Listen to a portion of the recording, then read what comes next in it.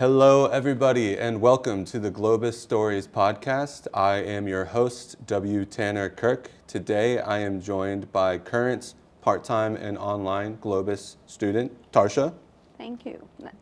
It's good to be here. Yeah, thanks for coming on. So we were talking a little bit before we started recording. You definitely have a very interesting journey, I would say. But to get things started, I always like to ask our interviewees how you got interested in Japan, what brought you to Japan in the first place, because I think a lot of our listeners are either interested in coming to Japan for work or study. So where did you grow up, and then what brought you to Japan? Okay, my name is Tarsha Mathias Jackson. I'm a Liberian, and in 2017, I was selected by the Japanese government to do this program called the Kansai Kokusai Center. Is a diplomatic training between Japan and its diplomatic partners. So every year they train diplomats, will-be diplomats from different countries at Osaka, Kansai. So I attended that program 2017 September to 2018 June.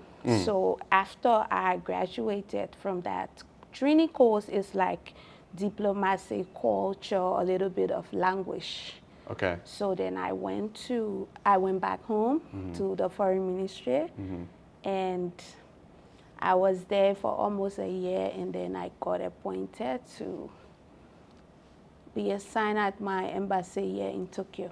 Right. That's how I came to.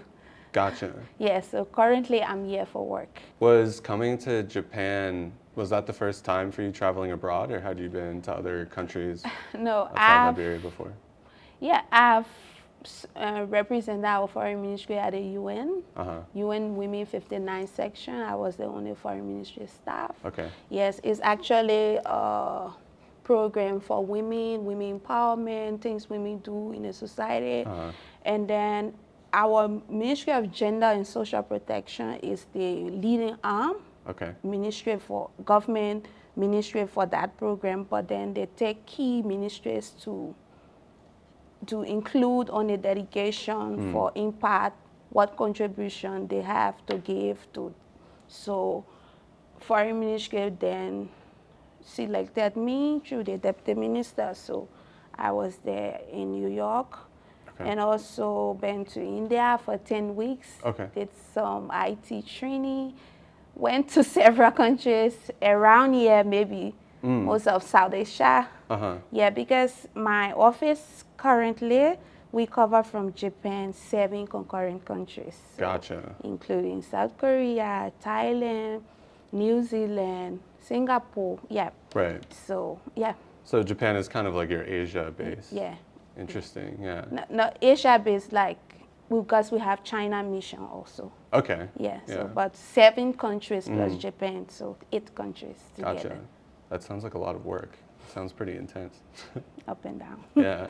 My mom lives in New York, actually. I'm from Philadelphia. Okay. So, but yeah, how did you like New York compared to Tokyo? It was busy and it was cold. So Oh yeah, you were there yeah, in the winter. but I enjoyed Staten Island a bit. Yeah.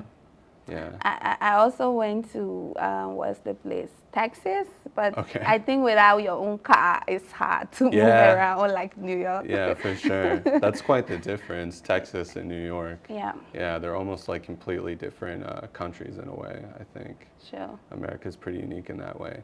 So you came to Japan for work, and then I'm curious, how did you find out about GLOBIS?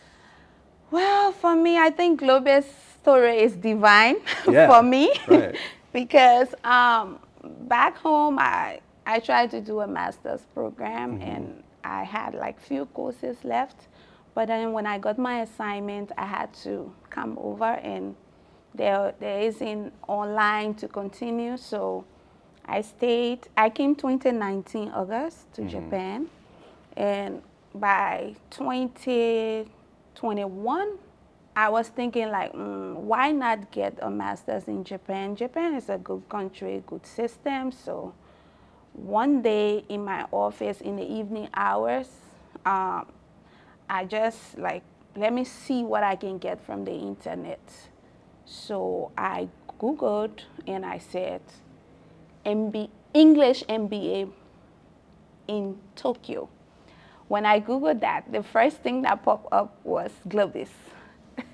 Yeah. We did our job. Yeah, and I saw GLOBIS, and it started to say some nice things. Oh, they have 2 years program. They have this full-time, part-time, and I was drawn because I work full-time. So if I can find a school that can give me time to work and go to school, and Sure. GLOBIS offered that, so I Sure. was interested. And then I went down reading, and then I saw that, oh, the school will start the following year. And I was maybe checking by end of August, September, around that time. But then I kept scrolling and kept reading, and then I saw something called the Pre-MBA. And the Pre-MBA could help me learn now until I can enroll, and then I can transfer my courses, and then the money can also be deducted. I was like, oh, this is a jackpot. It was a hook for me. So I later on applied for the Pre-MBA in the following term, which was the October term. I enrolled and did my first 2 courses. Yeah, nice. OBH and critical thinking. Nice, yeah. Yep. We love critical thinking. Yeah, here at GLOBIS. GLOBIS hype. Yeah, absolutely. For our listeners who might not know, could you briefly explain what the Pre-MBA program is? Because I think it's a pretty unique offering. Not a lot of other business schools out there, I think, offer something like that. The Pre-MBA allows you to do courses that you want to do. Like for me, what I decided was do something that connects with my job. And I'm head of administration at my office. So I was like, let me do organizational behavior, human resource management. But then GLOBIS kept advertising critical thinking. I'm like, okay, if they are advertising critical thinking as the bedrock for the school, I'm sure doing it will help me navigate the school a bit easier. So I went to do that course, and actually it helped me because the frameworks, all of the different learnings from critical thinking took me a long way with other courses. Yes, so, and then the Pre-MBA is something that sets you aside. It helps to control your time. Because if you take, for example, you go into doing part-time online, you have 2 years, right? And you have X amount of courses to do, minimum 36 credits. Maximum 40 credits. But then the Pre-MBA, you can do up to 8 courses. So technically, it has taken away from 24 courses, it has taken 8 out of 24, if you can do all of the. And I was very fortunate because the time I started was almost a year. So I was able to do 7 Pre-MBA courses. So it made my schedule more free when I started, when I got accepted as a student at GLOBIS. So I see the Pre-MBA as a great hook. And it's just like, well, back home, other people go to Foreign Service Institute. You don't necessarily have to be working at the Foreign Ministry, but the Foreign Service Institute teaches you a lot of general knowledge, key issues about the country. So whatever sector you are in, you find yourself learning from that and helping yourself. So, and if we bring it back to Pre-MBA and GLOBIS, that's what the Pre-MBA does. That's awesome. Yeah. So yeah, it's like a way to kind of dip your toes into the full MBA to see if it's something for you. And you said you all of your studies, at least at first, were online for GLOBIS, right? Yeah, the first 2 they were online. And another thing the Pre-MBA did was it connected me with people, because when you online, you're doing courses, some people you don't recognize. But then when we have few programs on campus, oh Tarsha, that kind of, so it really connects. And so because of Pre-MBA, I feel part of 2022 class. I feel Right. part of 2023 class. Yeah. Yeah, so it's... That's awesome. Yeah. Yeah, I think another really big part or like unique thing about GLOBIS is the community and the networking. Yeah. And I think it's really special that, I mean, even during my undergrad, I did some online courses, and I feel like you can be so disconnected from the rest of your classmates. It kind of feels like you're studying on your own. Yeah. So with the Pre-MBA, you are able to do like group work, correct? Like Yeah.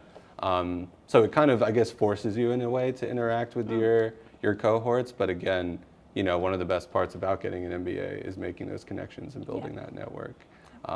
That's awesome. So you said you decided to take critical thinking in OBH, but I'm curious, because you tried out the Pre-MBA and then obviously you didn't have to move forward with it if it didn't work for you or it didn't resonate for you. So was there something about those first two classes that you remember that had an impact on you or made a big impression on you? Yeah, looking at the style, GLOBIS' style of teaching, it drew me in because it was the first time that I could see people doing real cases in real life. And like, I think OBH, I did the Starbucks case. I was interested because we see these big companies every day. You only read some articles about them. If you are really interested, maybe you go Google. But the GLOBIS coined this thing that they make the case, they then teach the courses, and then what drew me in was the interaction from different classmates. You find people who's part of, some people who's part of these companies are your classmates, and they can further explain to you what it is. Because coming to a business school, you have this entrepreneurial mindset, and especially for me as a novice to MBA or to business courses or whatever, I needed like every beginner information. Sure. Yeah, and I saw that GLOBIS School offered that. Right. The beginner's information, the middle stage information, and up to the end. At the beginning of the program, they will tell you the email objective of the course and what you should expect. And then they tell us to give our own expectation. So at the end of the day, you look back. What did I expect? Did I get it? So it helps you to rethink. It helps you to reevaluate. Yeah, so it drew me in. And then another thing, when I attended the graduation ceremony, the speakers from the student, and normally I wasn't really looking for the teachers, and because I wanted something that I can relate to. Sure, yeah, of course. So I kept like listening to what they were saying, and it drew me into want to apply. That's awesome. Yeah. Is there anything that you can remember specifically that somebody said or like that inspired you, or? You don't have to like a direct quote, obviously. I'm just curious. I have this funny story. Yeah. I have a friend that we go to church together, and every Sunday, sometimes holidays, we try to hang out.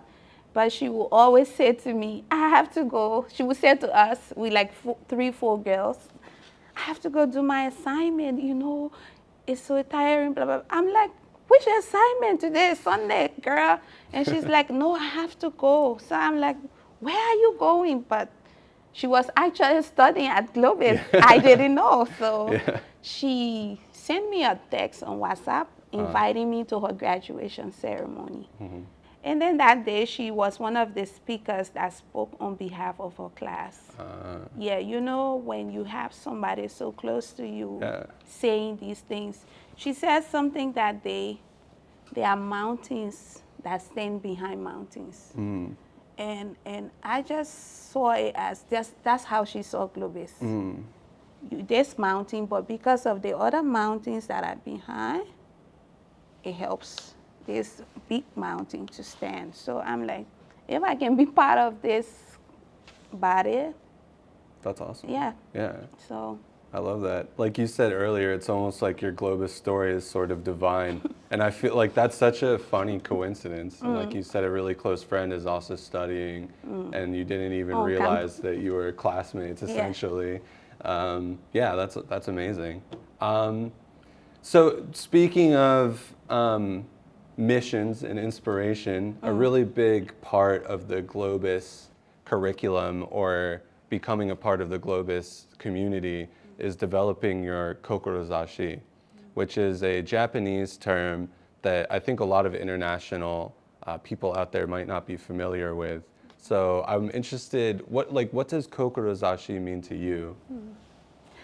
For me, I think it means your personal mission. Yeah, so my personal mission is make an impact. Yeah, me coming to GLOBIS was based on, one, how I see my future in the next 5 years, how I see it in the next 10 years, and then on and on. Why do I say that? The work I do, we have a system where we retire at a certain age, 60 to 65, or if you've worked for more than 25 years.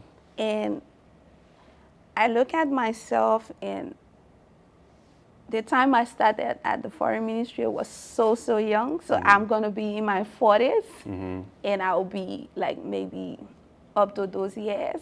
Right. So, and then if you're still doing the work, you can still hold on. They can still keep you. But we have this NASCOP system, is a national social security thing. They are responsible to alert government agency, oh, this person has reached its time, this.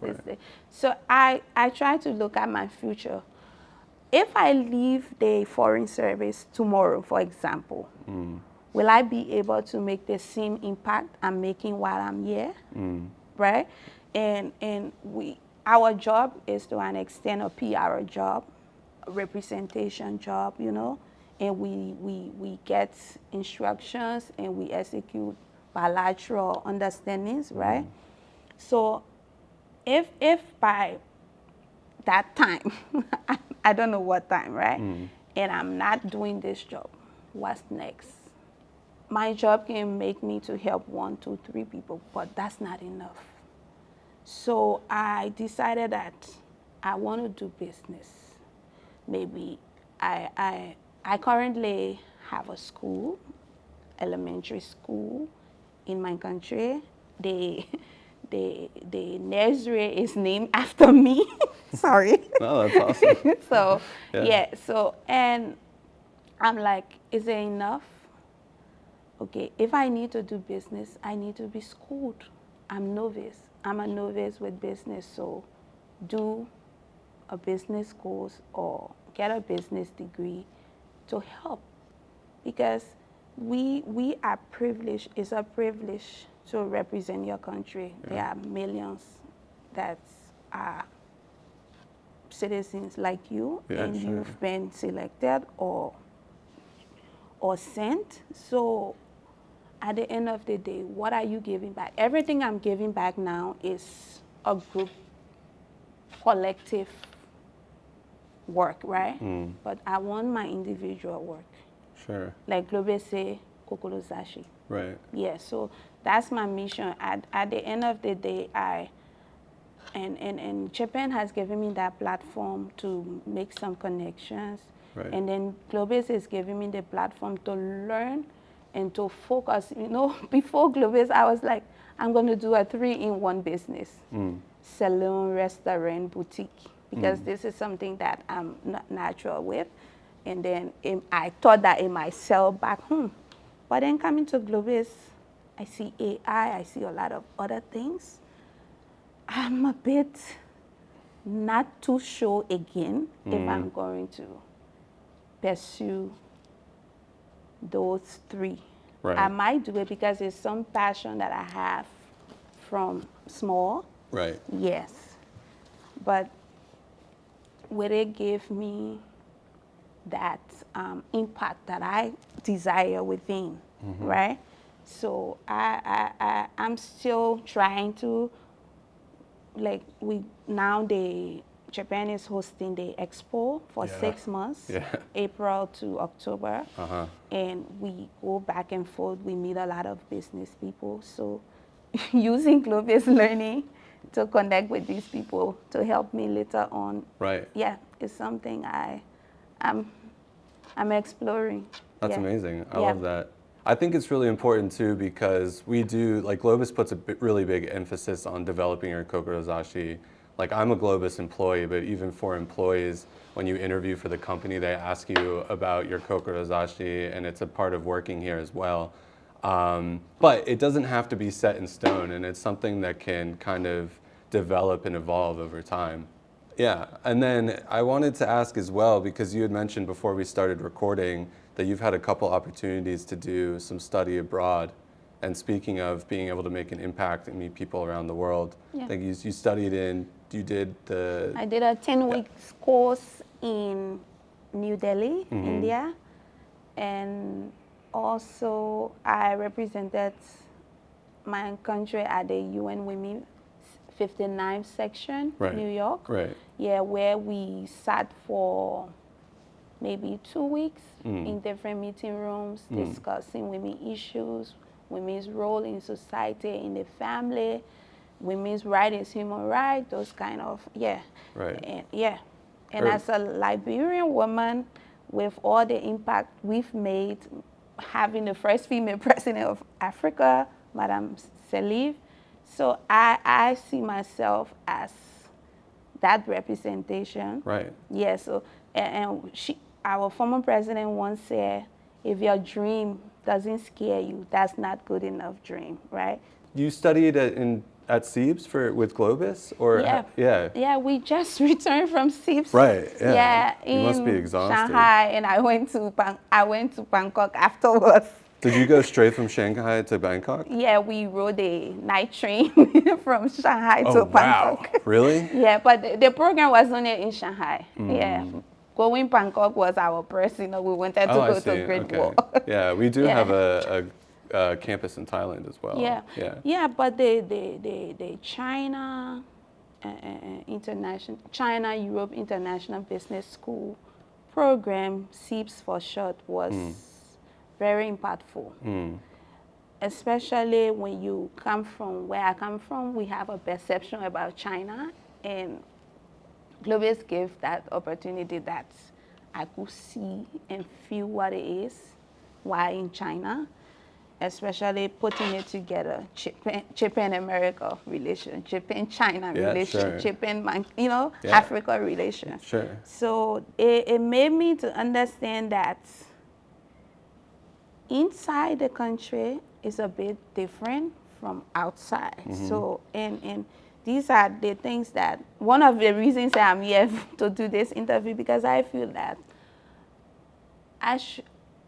normally my job, I don't talk, our ambassadors speak on behalf of us, but I'm like, if I have all this impact from GLOBIS, I should be able to tell my story. Yeah, absolutely. So I encourage anybody to attend these programs. Like I did the CEIBS, I did the CBS, I did the GMX.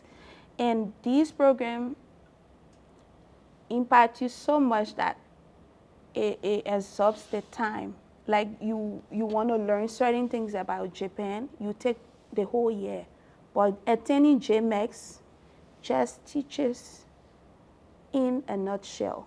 Just exactly what, like you want to know about the economy, you want to know about the business, you want to know why Japan is this way. GMX offer that platform.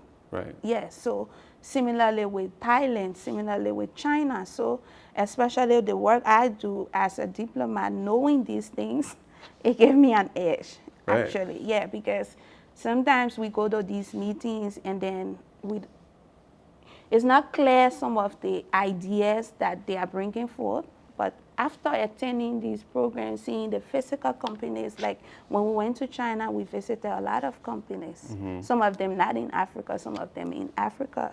So you see the world and how it is, and then your mind expands. Absolutely. And then you think you want to explore more. Right. Yeah. Yeah, absolutely. I've lived in Japan for almost 10 years now, and I think that's like one of the most significant things that's kind of changed about myself is like having that international perception and kind of like realizing that no matter where you go, at the end of the day, people are people. You know, people, the vast majority of people are kind-hearted and will help you out, Yep. and everyone wants to work together, achieve their goals. And I think that's really special. Wrapping up, we always like to throw a little bit of a curveball question. I mean, it's nothing too crazy, but I'm curious. I mean, we've talked about it a lot, but we always like to ask all of our guests on the podcast if you could go back in time. It's kind of a corny question, you know where I'm going. Yeah. But if you could go back in time and give your past self at any stage of your life a piece of advice, I think especially because so many of the people that watch or listen to this podcast have big dreams, have goals to move abroad, study abroad, and it can be intimidating to get started. So I always like to ask our guests, if you could go back in time, give your past self one piece of advice, maybe before you even knew that you would be, you know, traveling the world for work, what would that be? Actually, growing before diplomacy, I had wanted to be a pilot. Oh. but my country don't have that facility or whatever. Right. So as time grew, I went into mass communication and eventually foreign service. But Japan as a country was never Right. on my agenda. Yeah, that's so interesting. I had no idea that I would one day be in Japan. But then because of this training program, 8 months, I came and saw Japan, even though most of it was in Osaka, not Tokyo, but I liked it. What I would say to myself before today, if I have to change something, that's what you mean?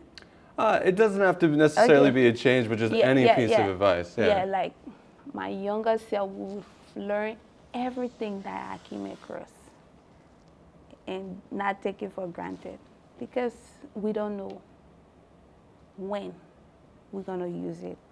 Typical example, we are bordered by 3 French countries.